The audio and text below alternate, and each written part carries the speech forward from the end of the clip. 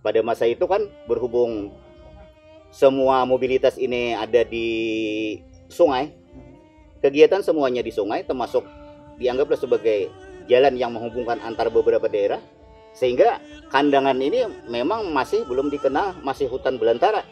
Nah, menetaplah kaum imigran atau muhajirin akibat politik tadi menetap di sebuah kampung yang dikatakan kandang, orang nang terkandangkan, orang nang dikandangakan, yang belakangan menjadi bibit orang-orang kandangan.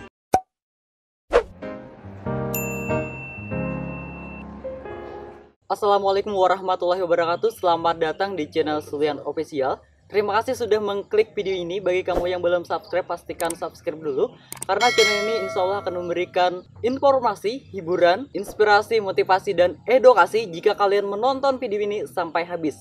Saat ini saya sudah bersama dengan Bapak Hair Najrin. Beliau adalah budayawan asal Kabupaten Hulu Sungai Selatan. Di Kabupaten Hulu Sungai Selatan ada satu wilayah yang namanya Kandangan. Kita pasti pernah mendengar, bahkan sering membaca istilah atau kata kandangan ini. Tapi banyak di antara kita yang belum tahu dari mana sih kata kandangan itu berasal. Nah, untuk lebih jelasnya kita dengarkan langsung cerita dari Bapak Hairin Najrin. Pak, jadi asal mula kandangan tuh dari mana itu, Pak? Bismillahirrahmanirrahim. Kandangan itu sebenarnya kalau kita lihat, kenapa maka kandangan? Mungkin sejarah masa lalunya ketika masih kita di kerajaan-kerajaan Hindu di masa lalu, kandangan adalah terkandang atau orang-orang yang dikandangakan akibat adanya intrik-intrik politik di masa kerajaan masa lalu di zaman masa Hindu. Jadi sudah lawas kandangan tuh, Pak?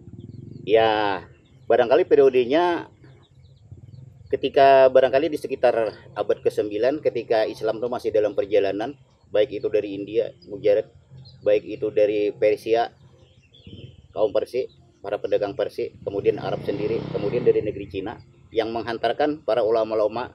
Akhirnya mereka menyebarkan Islam di Nusantara, termasuk ke wilayah kita, di daerah kita ini, di Kalimantan Selatan, termasuk kota Kandangan. Berkenaan dengan kandangan, kenapa dikatakan kandangan? Sebagaimana yang kita ungkai tadi, bahwa orang-orang yang terkandangkan atau dikandangakan ketika kerajaan yang dibangun oleh Empu Jatmika dengan putranya yang bernama Mandestanda dan Lembu Amangkurat, kemudian berdirilah yang namanya Dipa Kahuripan.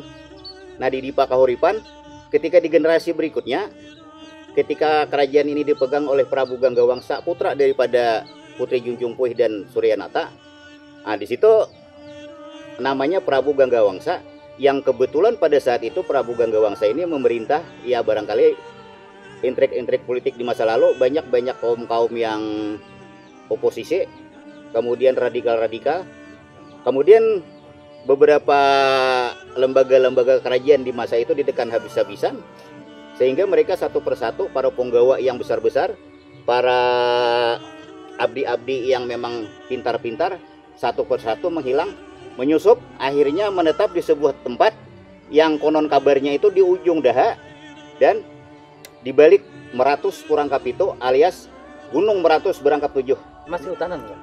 Pada masa itu kan berhubung semua mobilitas ini ada di sungai, kegiatan semuanya di sungai, termasuk dianggaplah sebagai jalan yang menghubungkan antar beberapa daerah, sehingga kandangan ini memang masih belum dikenal, masih hutan belantara.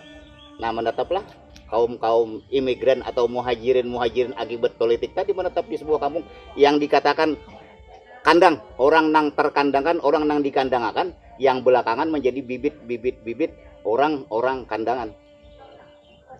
Tapi itu salah satu versi, memang ada beberapa versi, cuma barangkali ini salah satu versi yang agak mending dan ada kuat. Jadi orang-orang yang ada di dalam tadi, terus itulah yang jadi sebutan kandang, dan terusnya menjadi kandangan. Orang yang terkandangkan, akhirnya orang yang dikandangakan menjadilah orang kandangan.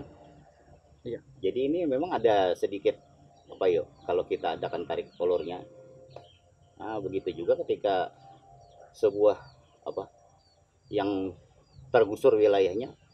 Jadi orang-orang yang dikandangakan ini sebenarnya tidak diakui oleh otoriti pemerintahan kerajaan pada saatnya dijuali kada, ditukari kada, diembargo dan tidak diikuti sebagai sebuah wilayah daripada wilayah kerajaan yang dimaksud sini adalah Dipa Kahuripan. Sehingga mereka berdiri sendiri dan liar. Cuman akhirnya kan ceritanya ini ketika di masa pemerintahan Ganggawangsa yang dilanjutkan oleh putra beliau yang bernama Prabu Soekarama, yang ceritanya ini beliau menjalin kembali hubungan untuk menghubungi orang-orang masa lalu pada tuannya yang pernah menyingkir dari daerahnya.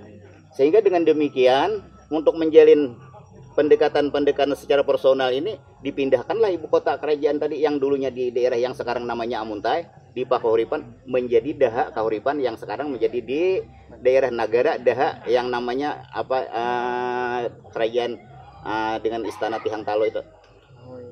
Jadi lagi dulu tuh di Nagara jauh lebih dulu daripada Kandangan.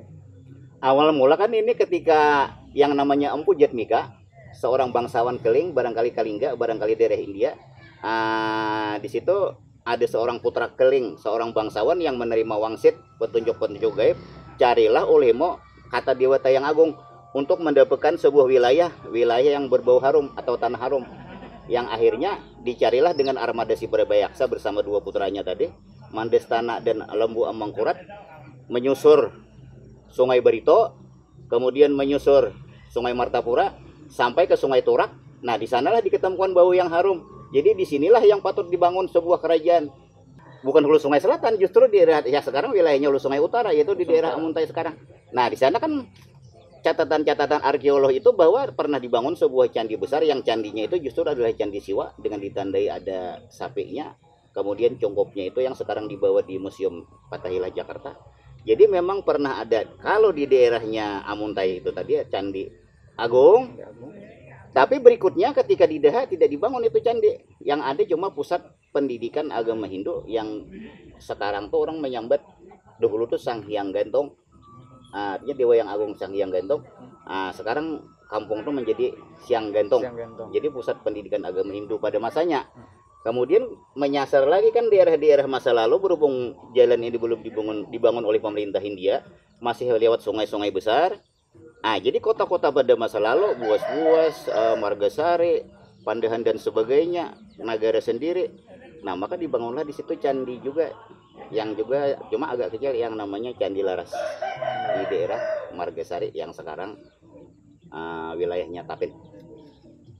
Baik Pak, terima kasih. Jadi itu tadi asal mula Kandangan.